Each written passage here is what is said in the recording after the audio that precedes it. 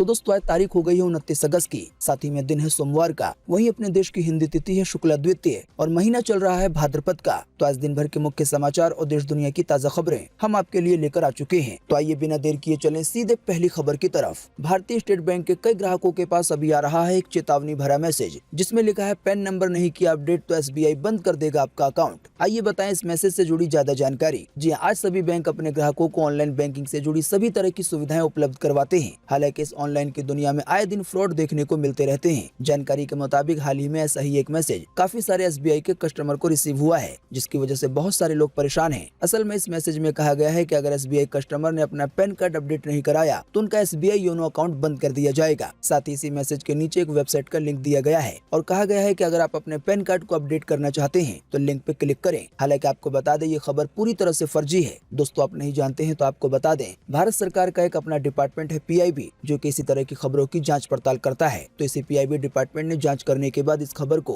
पूरी तरह से फर्जी बताया है। साथ ही बैंक ग्राहकों को सावधान किया गया है कि अगर आपके पास ऐसा कोई मैसेज आता है और अगर कोई उसमें लिंक दिया गया है तो उस पर भूल कर भी क्लिक न करें। ऐसा करने की वजह से आपकी निजी जानकारियां चोरी हो सकती हैं। कई बार तो ऐसा करने से बैंक खाता तक खाली हो जाता है। आइए देखें अगली खबर। अगर आप हैं वोडाफोन या आइडिया के कस्टमर तो ये खबर आपके लिए बेहद ही महत्वपूर्ण है। ताजा जानकारी के मुताबिक 30 करोड़ यूजर की कॉल रिकॉर्ड हुई लीक, साथ ही पर्सनल जानकारी में भी लगी सेंध। हालांकि कंपनी ने इसे नकारा। जी हाँ, साइबर सिक्योरिटी को लेकर रिसर्च करने वाली कंपनी CyberX9 ने कहा है कि वोडाफोन आइडिया के 30 करोड़ यूजर के डेटा सार्वजनिक हो चुके हैं, यानी कि इंटरनेट पे लीक हो गए हैं। साइबर कंपनी के मुताबिक इसमें पोस्टपेड कस्टमर भी शामिल हैं। दावा किया गया है कि 30 करोड़ से ज्यादा यूजर का डेटा लीक हुआ है और जो डेटा लीक हुआ है इसमें कई तरह की पर्सनल जानकारियां हैं, यहाँ तक कि कॉल रिकॉर्ड भी शामिल है। बताया गया है वोडा आइडिया के ग्राहकों की पिछले 2 साल की कॉल रिकॉर्ड लीक हो गई है। आपको बता दें यहाँ पे कॉल रिकॉर्डिंग की बात नहीं हो रही है, बल्कि कॉल रिकॉर्ड का आसान सा ये मतलब होता है कि आपने किन किन को कॉल किया है, उनसे कितनी देर तक बात की है या आपको कितने लोगों ने कॉल किया है। जानकारी के मुताबिक कॉल रिकॉर्ड के अलावा ग्राहकों का नाम, पता, साथ ही में कॉन्टेक्ट नंबर भी लीक हो गया है। साथ ही लीक डेटा में ऐसे भी नंबर सामने आए हैं जिन पे ग्राहकों ने मैसेज किए थे।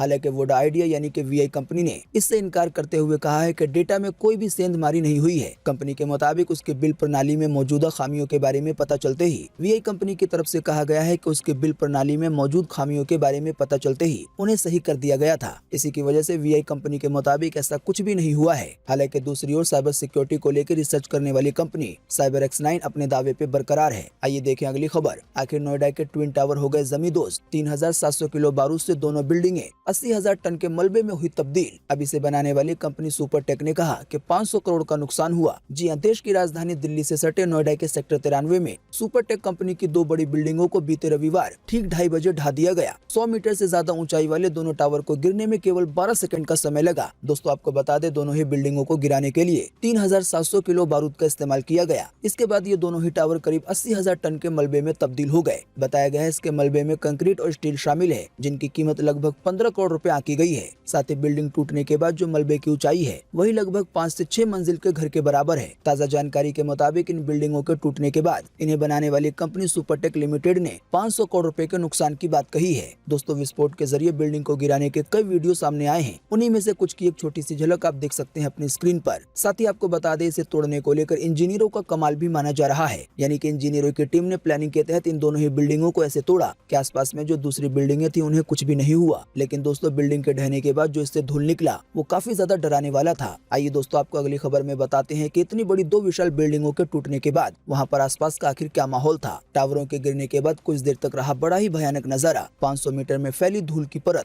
50 से ज्यादा फायर टेंडर की गाड़ियां सफाई में जुटी। जी हाँ, जैसा कि हमने आपको बताया, आखिरकार नोएडा के सुपरटेक ट्विन टावर को ढा दिया गया है। धूल का गुबार खत्म होने के बाद टावर की जगह 50 से 60 फीट की ऊंचाई में मलबा बिखरा हुआ है। आसपास की इमारतों को जिन पर्दों से ढका गया था वो देखने में सीमेंट की चादर लग रही थी। हालांकि बिल्डिंग को ढाने के कुछ समय के बाद ही इन्हें साफ करने का काम शुरू कर दिया गया। 50 से ज्यादा फायर ब्रिगेड के वाहन और 100 से ज्यादा पानी के टैंकर धूल को कंट्रोल करने में लग गए। वहीं 500 से ज्यादा मजदूर भी जी जान से इसमें जुट गए। ताजा जानकारी के मुताबिक टावर का मलबा हटाने का भी काम शुरू हो चुका है। मलबे के आसपास डंपर, JCB, इसके अलावा भी कई और वाहनों की कतारें लग गई हैं। एक अनुमान के मुताबिक बिल्डिंग का जो भी मलबा है इसे साफ करने में लगभग 3 महीने का समय लगेगा। दोस्तों बिल्डिंग के ढहने के बाद जब धूल का गुबार हटा तो वहाँ का नजारा आखिर कैसा था, इससे जुड़ी कुछ तस्वीरें आई हैं जिसको आप देख सकते हैं अपनी स्क्रीन पर। साथ ही दोस्तों आपको बता दें कि अब इसे लेकर कार्रवाई की मांग भी की जा रही है। जिन लोगों ने बिल्डिंग में फ्लैट खरीदा था उनकी तरफ से। देखें इससे जुड़ी ज्यादा जानकारी अगली खबर में। न घर मिला न पैसा, फिर भी खरीदार हुए खुश। हालांकि बोले बिल्डर पे होनी चाहिए कार्रवाई, तभी बने बनेगा असली इतिहास। जी हाँ, जिन लोगों ने इस बिल्डिंग में फ्लैट खरीदा था उन लोगों ने इसके टूटने के बाद मिठाइयाँ बांटी और साथ ही में नाच गाना किया। दोस्तों वैसे आप नहीं जानते हैं तो आपको बता दें, इस बिल्डिंग को बनाने का काम साल 2009 में शुरू हो गया था और उसी ही समय फ्लैट लेने की बुकिंग भी शुरू हो गई थी। जानकारी के मुताबिक यहाँ पर 600 से ज्यादा खरीदारों ने बुकिंग की थी, लेकिन भ्रष्टाचार की नींव पे खड़े दोनों टावर किसी भी खरीदार का सपना पूरा नहीं कर सके। वैसे तो कोर्ट के आदेश पे खरीदारों का पैसा वापस कर दिया गया है, लेकिन पूरा पैसा नहीं दिया गया है। वहीं 600 में से लगभग 59 लोग ऐसे हैं जिन्हें अभी तक कोई पैसा नहीं मिला है। हालांकि इसके बावजूद भी ये लोग बिल्डिंग के टूटने के बाद काफी ज्यादा खुश नजर आए, लेकिन साथ ही में ये भी बात कही कि जो इसका बिल्डर है उस पर भी कार्रवाई होनी चाहिए, तभी एक बड़ा इतिहास बनेगा। अगली खबर पे जाने से पहले आपसे रिक्वेस्ट है कि आप इस वीडियो को लाइक और शेयर कर दें।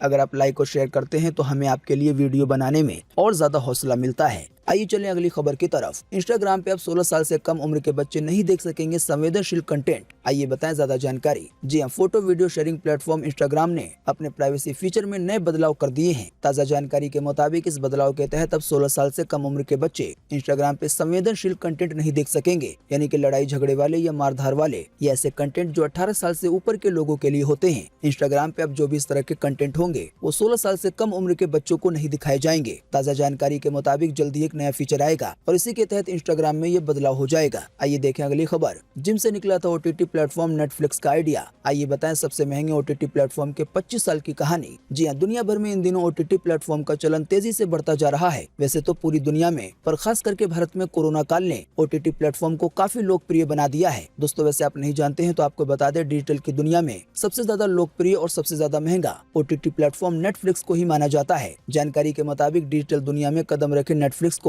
अब 25 साल पूरे हो चुके हैं। साल 1997 में अमेरिकी व्यक्ति रीड हेस्टिंग्स को जिम के रेवेन्यू मॉडल से प्रेरित होकर एक उपाय सूझा। उन्होंने सोचा कि जिस तरह से जिम में एक बार सब्सक्रिप्शन देने के बाद लोग जितनी बार चाहे उतनी बार कसरत करते हैं, तो क्यों न इसी तरह से फिल्में आदि देखने के लिए भी ऐसी ही एक जगह बनाई जाए जहां एक बार सिंगल सब्सक्रिप्शन लेने के बाद किसी भी फिल्म को चाहे जितनी बार उतनी बार देखा जा सके। यानी कि ओटीटी प्लेटफॉर्म नेटफ्लिक्स को जिम के रेवेन्यू के मॉडल पर तैयार किया गया और आज ये दुनिया का सबसे बड़ा ओटीटी प्लेटफॉर्म है। आइए देखें अगली खबर। भारत ने लिया वर्ल्ड कप की हार का बदला। एशिया कप में पाकिस्तान को 5 विकेट से हराया। हार्दिक ने लगाया विनिंग 6। जी हां, टीम इंडिया ने पाकिस्तान से पिछले T20 वर्ल्ड कप में मिली हार का हिसाब चुकता कर दिया है। जानकारी के मुताबिक भारत ने एशिया कप के ग्रुप के ए मैच में पाकिस्तान को रोमांचक मुकाबले में 5 विकेट से हरा दिया। मैच के अपडेट की बात करें तो पाकिस्तान की टीम ने पहले बल्लेबाजी करते हुए 19 ओवर 5 बॉल में 147 रन बनाए। फिर इसके जवाब में भारतीय टीम ने 19 ओवर 4 बॉल में 5 विकेट खो के इस टारगेट को हासिल कर लिया और पाकिस्तान को 5 विकेट से हरा दिया। वैसे बीच में मैच का हाल कुछ ऐसा भी हो गया था जिसकी वजह से ऐसा लग रहा था कि पाकिस्तान जीत सकती है। हालांकि भारतीय बल्लेबाजों ने कमाल करते हुए पाकिस्तान को मात दे दी।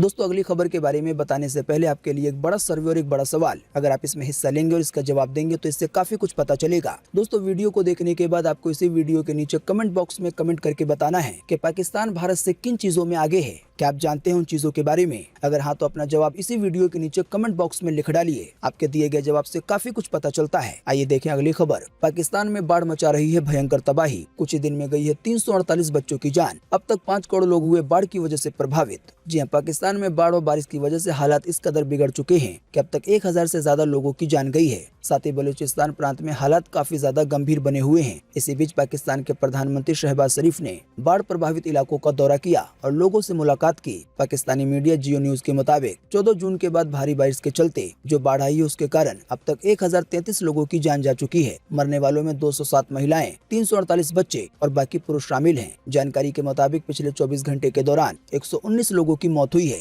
जबकि 71 लोग घायल हुए हैं। अभी हाल ही के बीते रोज के मुख्य समाचार में हमने आपको बताया था कि पाकिस्तान के अंदर बाढ़ की वजह से लगभग 3 करोड़ लोग प्रभावित हैं, लेकिन अब केवल एक ही दिन बाद खबर आई है कि बाढ़ से प्रभावित होने वाले लोगों की संख्या अब 5 करोड़ हो गई है, जो कि अपने आप में एक चौंकाने की बात है।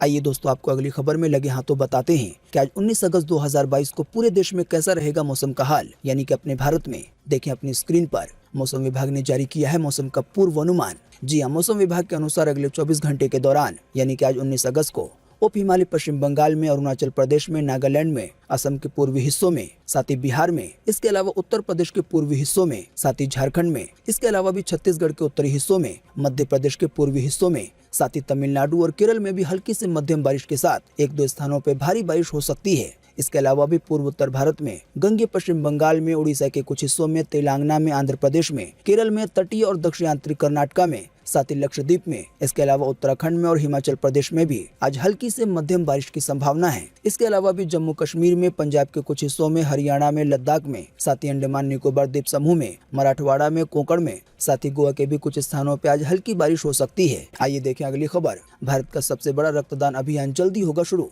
विवेक ओबराय से लेकर शिल्पा शेट्टी तक बॉलीवुड की नामी हस्तियां हैं मुहिम में शामिल। इस अभियान के तहत देश भर में लगेंगे 2000 से ज्यादा शिविर। जी हां, दुनिया का सबसे बड़ा रक्तदान अभियान जल्दी भारत में आयोजित किया जाने वाला है। जानकारी के मुताबिक ये ब्लड डोनेशन क्रांति आने वाले 17 सितंबर के दिन देश के अलग अलग हिस्सों में शुरू की जाएगी, जिसको देश की बड़ी बड़ी हस्तियां एकजुट होकर इस ब्लड डोनेशन मुहिम को समर्थन दे रही है। शाहरुख खान, पीवी सिंधु, चिरंजीवी, वानी कपूर, कृति सेनन, शिल्पा शेट्टी, साथ ही में कई और नामी हस्तियां शामिल हैं जो कि इस मुहिम को कामयाब बनाने के लिए अपने तरफ से काम कर रही हैं। दोस्तों, दरअसल ब्लड डोनेशन का ये अभियान अखिल भारतीय तेरापंथ युवा परिषद द्वारा हर साल आयोजित किया जाता है। इस मुहिम के तहत देश के अलग अलग हिस्सों में रक्तदान के शिविर लगाए जाएंगे, जहां आप जाकर अपना ब्लड यानी कि खून डोनेट कर सकते हैं, जो कि जरूरतमंदों की जीवन बचाने में मदद करेंगे। आइए देखें अगली खबर। आने वाले 19 अक्टूबर को कांग्रेस पार्टी को मिलेगा फुल टाइम प्रेसिडेंट। 17 तारीख को होगी वोटिंग। इस बारे में नेता जयराम रमेश बोले कि पार्टी की अध्यक्ष के लिए कोई भी कर सकता है नॉमिनेशन। वैसे बीते 24 सालों से राहुल और सोनिया गांधी ही रही हैं अध्यक्ष।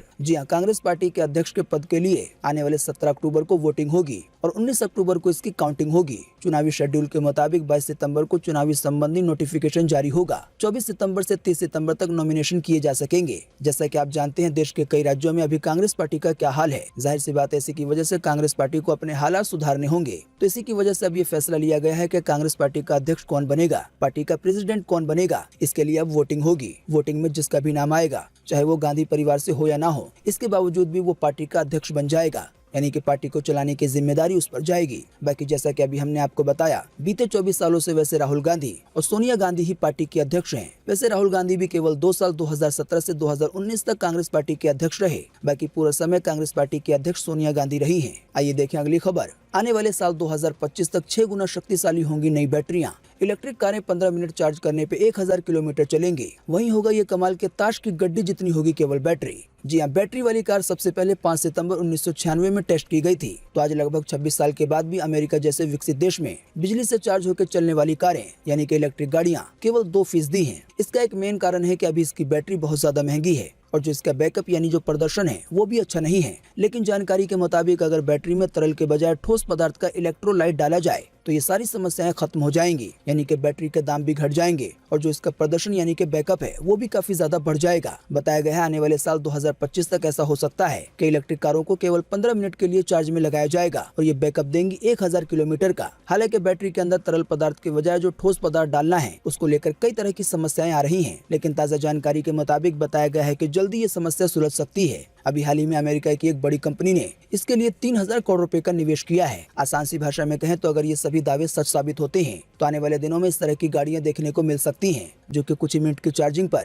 आपको इतने किलोमीटर का सफर देंगे कि सफर बिल्कुल सस्ता हो जाएगा। आइए देखें अगली खबर। अक्षय कुमार की राम सेतु मूवी मुश्किल में फंसी। सुब्रमण्यम स्वामी ने खिलाड़ी कुमार समेत 8 लोगों को भेजा लीगल नोटिस। गलत तथ्य दिखाने का लगा है आरोप। जी, अक्षय कुमार की आने वाली फिल्म राम सेतु सुब्रमण्यम स्वामी के निशाने पर है। ताज़ा जानकारी के मुताबिक सुब्रमण्यम स्वामी ने अक्षय कुमार को एक लीगल नोटिस भेजा है। उन्होंने ट्वीट करके इसकी जानकारी दी है। उन्होंने कहा कि मुंबई के सिनेमा को गलत तरीके से चीजें दिखाने की आदत है, इसीलिए मैंने वकील सत्य सभरवाल के जरिए इनको एक लीगल नोटिस भेजा है। जानकारी के मुताबिक ये लीगल नोटिस अक्षय कुमार के अलावा 8 लोगों को और भेजा गया है जो कि इस मूवी से जुड़े हुए हैं। दरअसल सुब्रमण्यम स्वामी का ये आरोप है कि अक्षय की फिल्म राम सेतु को लेकर गलत तथ्य दिखाए जा रहे हैं, यानी कि राम सेतु को लेकर जिस तरह की कहानी होनी चाहिए उस तरह की कहानी मूवी में नहीं है। जाहिर सी बात है, अगर मामला शांत नहीं हुआ तो आने वाले दिनों में ये भी फिल्म पचड़े में फंस सकती है। वैसे ही बीते दिनों में अक्षय कुमार की कई फिल्में फ्लॉप रही हैं। आइए देखें अगली खबर की तरफ। 6 शक्लें बदल के यहाँ तक पहुंचा है पेन। 4200 साल पहले बनी पहली कलम।